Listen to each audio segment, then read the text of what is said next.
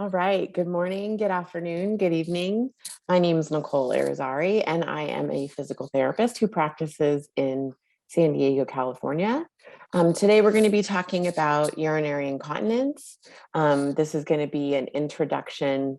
I am not an expert in this area, but as physical therapist and somebody who did work in the CF population or with the CF population for 6 years. It is an area that I spent some time learning about and helping patients with, but there are definitely patients or people who need to seek one-on-one services from somebody who specializes in this area. Okay. So today our topic is pelvic floor weakness and urinary incontinence. So I'm going to go through the slides like I did on the morning when I gave the course or gave the class, and just go ahead and say thank you to our sponsors, Translate Bio, Viatris, Ionis Pharmaceuticals, Vertex Pharmaceuticals, and our private donors. We obviously could not do this without their help.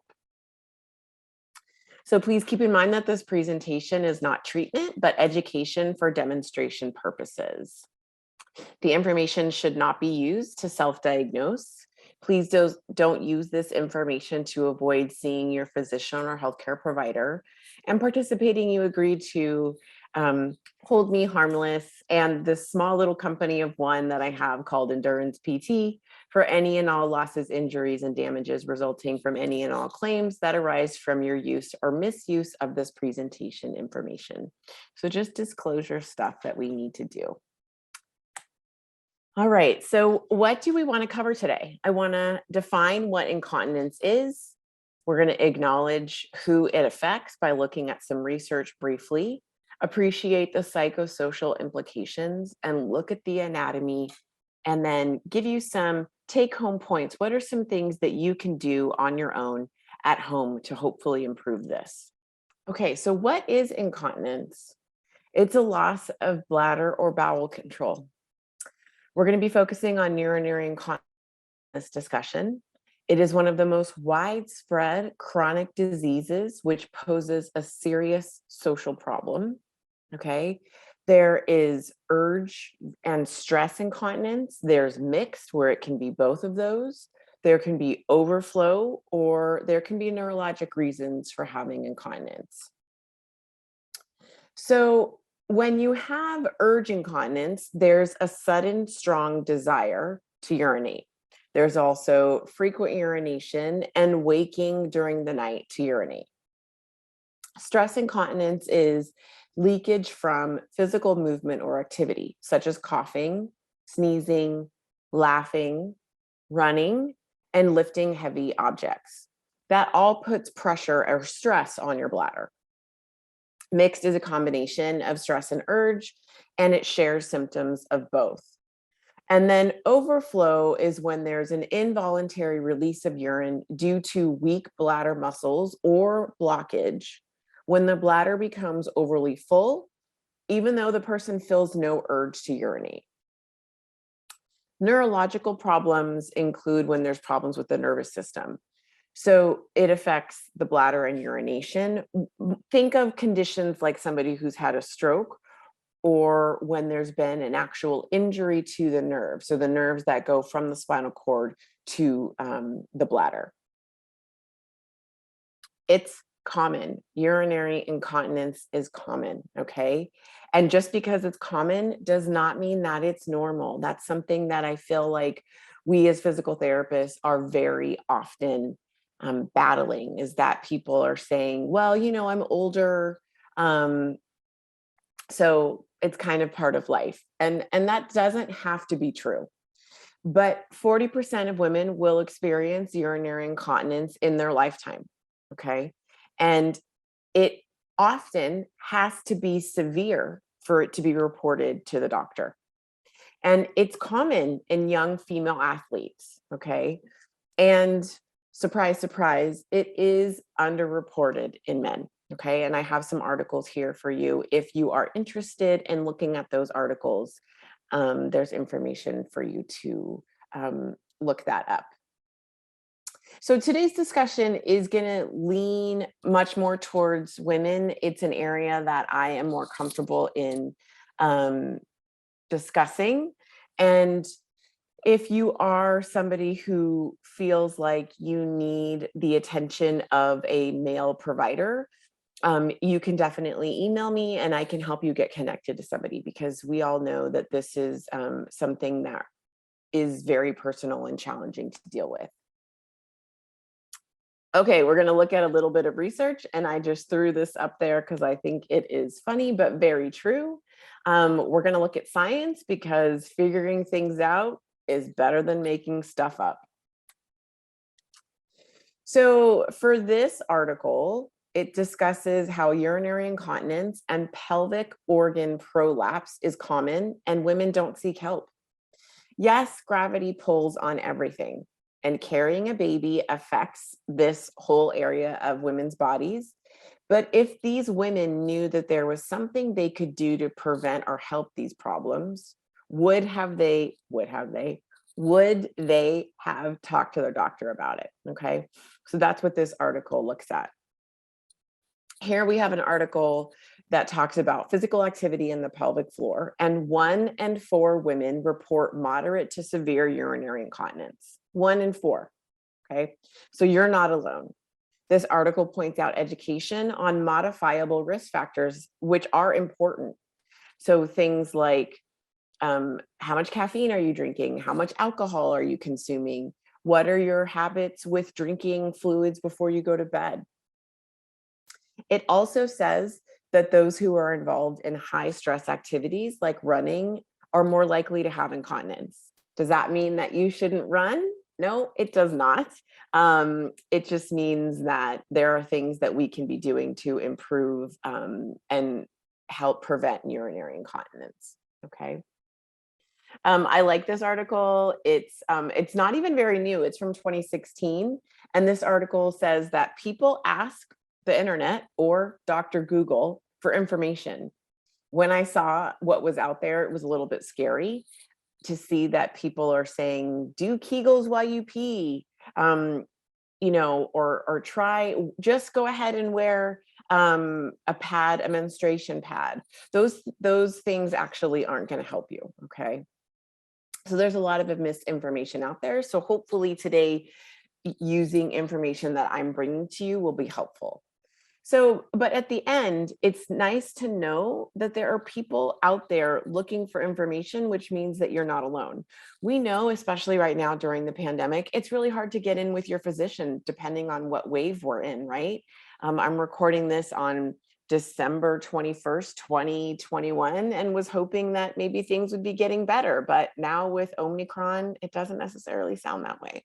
So this slide is specific for people who have cystic fibrosis. It's common and it affects urinary incontinence is common, and it affects airway clearance. It also affects if you exercise or not, maybe where you exercise, right? Maybe you're more comfortable exercising at home if you know that you have urinary incontinence. And it also affects spirometry, right? Like if you're going to take that big breath in and do your giant exhale with somebody coaching you to go as fast, as hard as you can, maybe that affects your fluid intake that day, or maybe it affects your effort. Okay.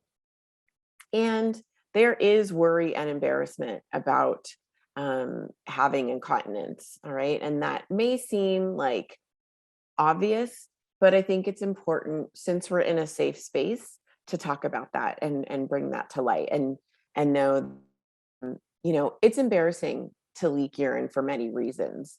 There's wetness where there shouldn't be wetness. And, a lot of people may bring a change of clothes with them or need to change their clothes depending on how much urine they leak. We know that urine has an odor. So people wonder, can other people smell what's going on in their bodies? And some people can't even say the words. They can't even talk about their body. They can't say the word vagina. They can't say, I'm leaking urine. It's hard to discuss. So we say things like down there or private parts in a joking manner because it makes it easier for us to talk about. And let's take a second just to talk about intimacy, right? We know that it's going to affect our intimacy with our partners. And there's something else that we need to consider: trauma. And there's a couple of different ways to look at trauma. Is it a controlled trauma, something that happened with surgery, or something that wasn't? Like, think about somebody who was pregnant. But there are other types of trauma that we need to consider. And I want to be careful about how I talk about this because it can be triggering. So if someone's experienced physical trauma in that area, and now have urinary incontinence, it can be a constant reminder, but also make it more difficult to talk about and seek support. So if that's you, I want to encourage you to reach out to a mental health care professional that you feel comfortable with and at least start the conversation. So I want to empower you to also feel like you can reach out to members of your care team because maybe they have information for you and they just haven't brought it up. Okay, we know as a CF community that we're constantly working on ways to improve how we take care of our patients. So here's the slide that I should have had up that says it's embarrassing, and then it affects intimacy, and just things to consider how it affects us. Okay. So you can see the bright red letters at the bottom, warning, anatomy pictures are coming. Just so you know, we're going to be looking at pictures of the anatomy. They're going to be schematics or drawings. Okay. So muscle function. These muscles that control urine flow or stop it, and fecal matter as well, they work in a number of ways, and which includes relaxation and contraction. These muscles are supposed to keep things in, but also provide stability. When we talk about the core, which is a very commonly used phrase, we know healthcare providers, physical therapists especially, know that your pelvic floor is a component of your core. Okay, so if your pelvic floor is weak, you're going to be more likely to have things like back pain. Okay. So the pelvic floor provides stability and it also allows things to come out. So when we talk about muscle activation, and I talked about the Kegel earlier, which is a very common word used in women's health, we also know that it may sometimes even be a word, the Kegel, that you see in women's magazines, which are online or maybe in print. And I want to kind of focus on maybe how we can use the Kegel appropriately. So the Kegel, most people just associate with squeezing, squeezing, squeezing, and preventing your urine flow. Okay. And we also know that Kegels are described to improve your pelvic floor tightness, improve the tightness of the vagina, which therefore is helpful in intimacy. So some people discuss having your urine flow and stopping your urine flow. And that is honestly a good way to understand those muscles and how those muscles work.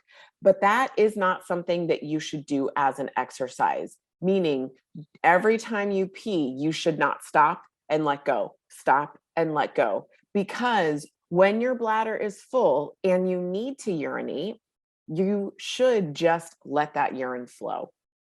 If you want to use that to teach your body what the Kegel is or how to fire those muscles once, that's fine.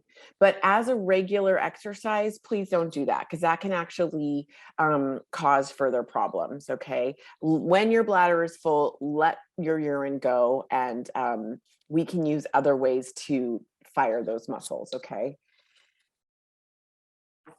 All right. So we're going to practice something together. You can be lying down or you can be sitting. I would like your knees bent or feet on the floor. And what I want you to do is I want you to tell the muscles around the vagina to gently and slowly come together and then relax. If that cue doesn't work for you, then you can imagine the muscles that stop your urine flow. Okay, so you're going to feel the muscles kind of pull together and up. Now we're going to do that together again. Gently and slowly bring the muscles together and up and hold it for 1, 2, 3, and relax. So that's recruiting the pelvic floor muscles, which may be different than what you had in your mind before. So it's all connected, right? Look at the system. We have the diaphragm on the top. We have the pelvic floor muscles on the bottom. The multifidus are small muscles that connect your spinous process in the back. And then we have our deepest abdominals, which is named the transversus abdominis. So this is your core, all right? And when you take a breath in, your diaphragm descends and it pushes the abdominal contents down, which increases the pressure in your abdomen. So the pelvic floor, if you look at it, it looks like a sling, okay? And that also moves down when you take a breath in, okay? When you exhale, everything moves back up, which is a free passive movement. You don't have to think about it. And so everything is going up and down. And that is where the idea of pistons and how we use our core and how the pelvic floor has pressure on it throughout the day, especially with coughing, that piston moving up and down. Okay, so if you've heard something about the pistons, this is just a brief introduction of what that is. Okay. Okay. So let's just see where things are. So you can see that we have the bladder, which is in the front of both the male and female anatomy. And then we have the urethra that comes down. We have in the female anatomy, just above the bladder is where the uterus sits. And then we have the vagina that comes down from the uterus. And then behind it, we have the rectum. Okay. And so in the men or in the males, you like how I'm tripping up on my words this morning? In our males, we have the urethra, which is longer than it is in the women. So men are less likely to have urinary tract infections for one of the reasons that the urethra is longer than females. And then we have the bladder sitting on top of the prostate. And then behind it, we have the bowel. So we know that if there's constipation, it pushes forwards and it puts pressure on that bladder. Okay, so if constipation is part of your picture, then we know that that's also contributing to the urinary incontinence. Okay. So here we're looking at the pelvic floor of the men and women, and you could get the idea more of that sling, okay? And so I don't necessarily need you to remember these words, but it's just an appreciation of how all of our abdominal contents are putting pressure. And then we have what we just looked at here. So the bladder, the uterus, and the rectum coming down and sitting in this space. So this is a view upwards for the women who are having the women's health appointments. This is what the physician is looking at. Okay, so look at all of these muscles. That's really all I want you to take away from this picture. And on one side, we have the superficial layer, which means the ones that are closest or more external. And then we have our deeper muscles, which are the more internal. Okay, so this slide says what I said earlier. I was a little bit ahead of the game when I was discussing what we should be doing. But now that we've had a few more minutes to kind of take the information in and visualize those muscles, let's go ahead and do a few Kegels or a few firing of that muscle, the pelvic floor together. So you can do 10 with a 3 to 6 second hold. And you may be thinking, why is there a time frame of 3 to 6 seconds? And that's because some people can only hold the muscle contraction for 3 seconds, while others can hold the contraction for 6. So if 3 is the place where you're at, and that's the only amount that you can hold it, and then you need to relax those muscles, that's absolutely fine. It would be a great goal to build up to 6 seconds. Okay. So let's go ahead and do a Kegel together, where we're going to fire those muscles. Think about bringing those muscles together and gently up, and we're going to hold it for 6 seconds, and let's just see where you're at. So fire those muscles, bring them together, and 1, 2, 3, 4, 5, 6, and then relax and let everything go. It is ideal to hold that muscle contraction and rest that muscle contraction for the same amount of time. So 3-second hold, 3 seconds of relaxation. And a good starting place is to practice that exercise of 10 repetitions of 3 to 6 seconds, 4 to 5 times per week. Okay. And then you can do 10 quick activations. So we know that with coughing and sneezing, those are quick firing bursts of pressure, right? So that can be where maybe we're firing that muscle quickly to help prevent urinary leakage. But think about when we're lifting something heavy. If we're picking up a box and moving it to another part of the room, that's not necessarily going to be that quick fire activation. So if you're that person who experiences incontinence with picking up something that's heavy, try to do the Kegel and pick up that item and then carry it to where you need it to go while those muscles are contracted, while not holding your breath. Not necessarily something that's very easy, but over time and hopefully with practice, it will get better. So I like using the child's pose position for relaxation. So maybe if you want to build this into your exercise routine, you can hold it for the end and do the 10 with the holds and then the 10 quick activation, and end your exercise session with the child's pose. Okay, so now we're going to try something else, which is just pelvic awareness. So our body can do things that we often don't recognize. So this is what is referred to as a pelvic clock. You can see we have a clock over to my right side. And what we're going to do is we're going to move our pelvis in the area or in the range of this clock. Okay. So you can do this sitting down or lying on the floor with your knees bent, feet on the floor, or if you have an exercise ball, this is a great time to use it because you're getting that feedback from the ball when you're sitting on it. And also you're going to be able to engage those muscles nicely while you're sitting up with good posture. I want you to imagine that your pubic bone is 6 o'clock and your 12 o'clock reference point is roughly your belly button. So what we're going to do is we're going to tilt our clocks back to 12. And now we're going to tilt our pelvis or our clock to 1. Now go to 2, 3, 4. I'm doing it as we're talking. 5, 6, 7, 8. Just appreciate how different 8 is from 2. Okay.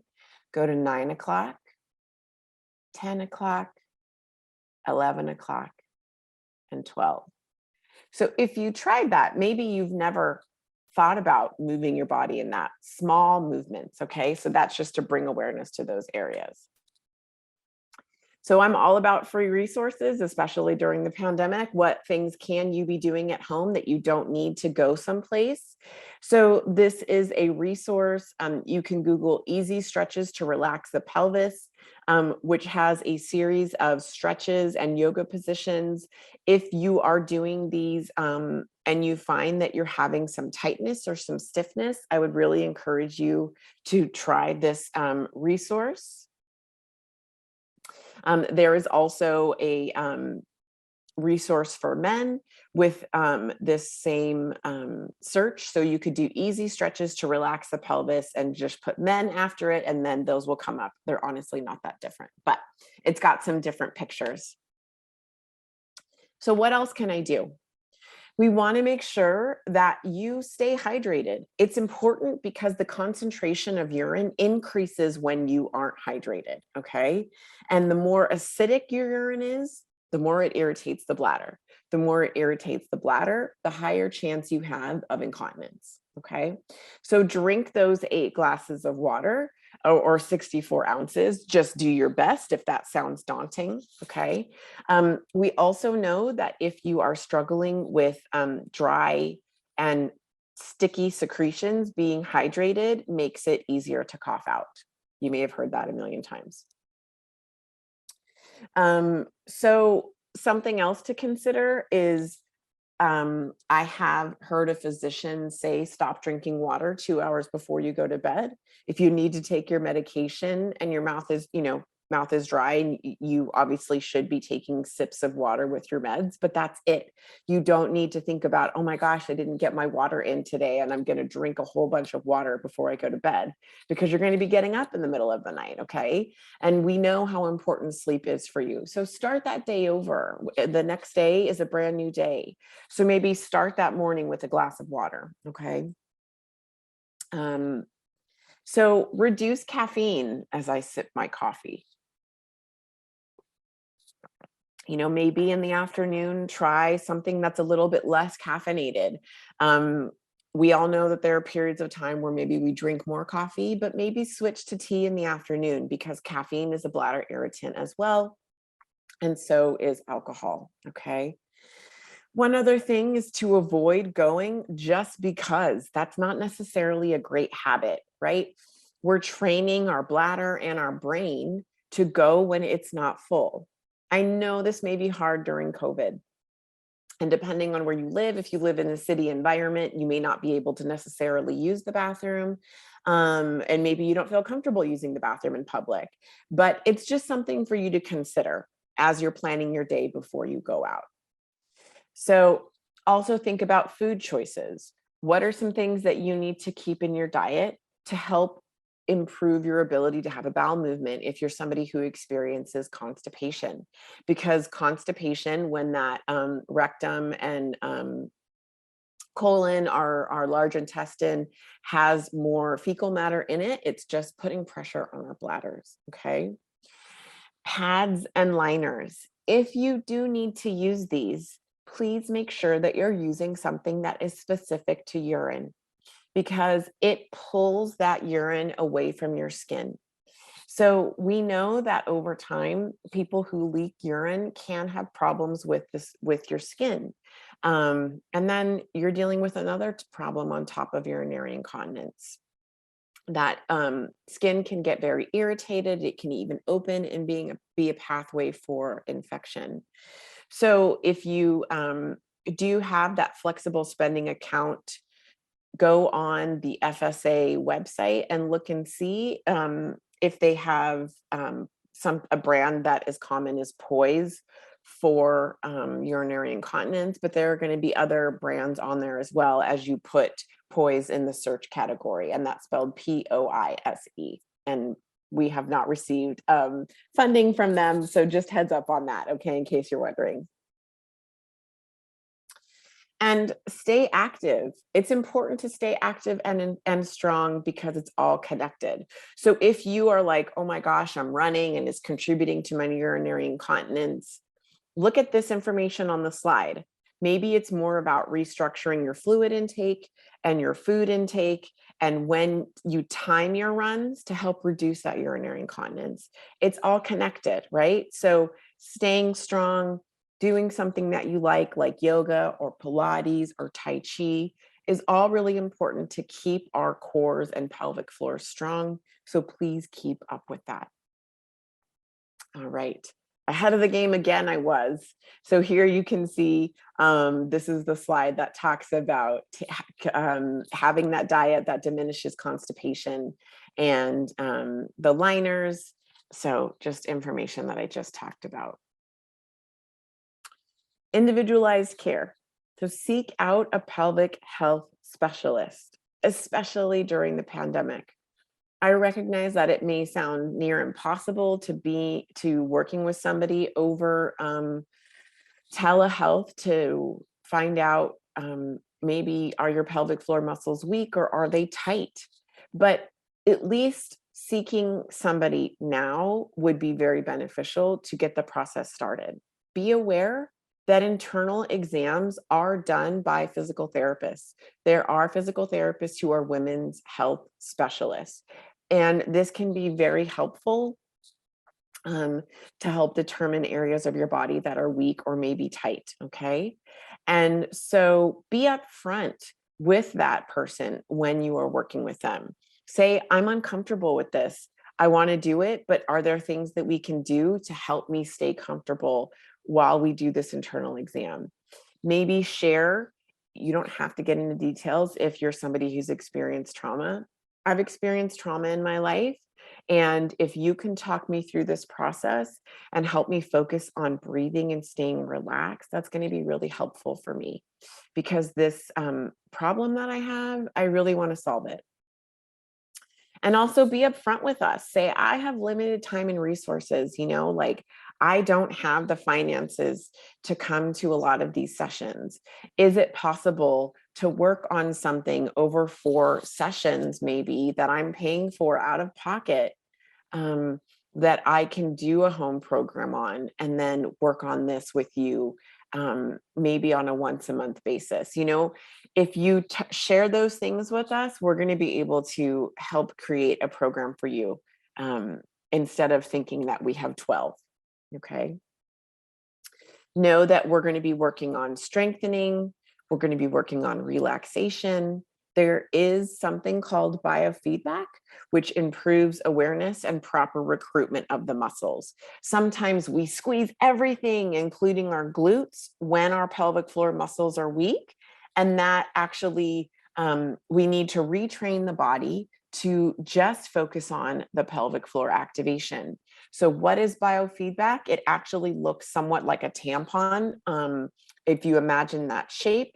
And that is inserted into the vagina by either you or your healthcare specialist who specializes in women's health. And as you do activations, you can look at a screen and it tells you how well you are firing those muscles. It is really helpful. Okay. Now, this is something that exists that I don't have experience with. I do have experience in using biofeedback a tiny little bit. But there is also gentle electrical stimulation. And I just want you to think about that, bringing awareness to help fire those muscles to make them stronger. Another thing that you can do on your own at home is yoga.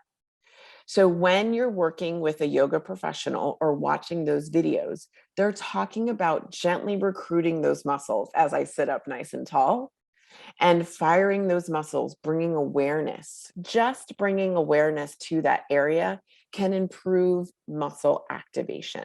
So yoga is a wonderful way to deal with stress during the pandemic, but also improve posture, core strength, and improve health with your pelvic floor. Okay. So choose PT.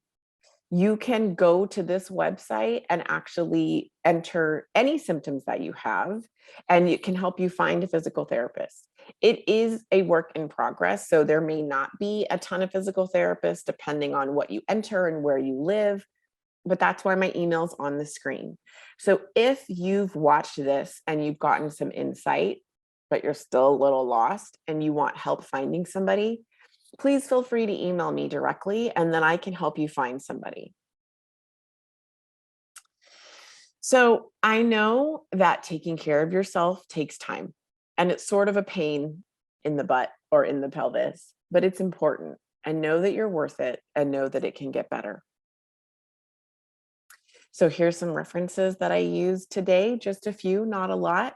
And I just want to say thank you for being with me for today's topic. I'm a perfectionist and it doesn't necessarily flow as smoothly as I wanted it to, but the purpose is for me to get the information out to you and hopefully take away some information that is helpful for you, and maybe even just giving you the wording to use to bring it up to a healthcare provider that you feel comfortable with discussing this topic with. So I wish you all a good day, a good evening, and look forward to seeing you in the future. Take care. Bye bye.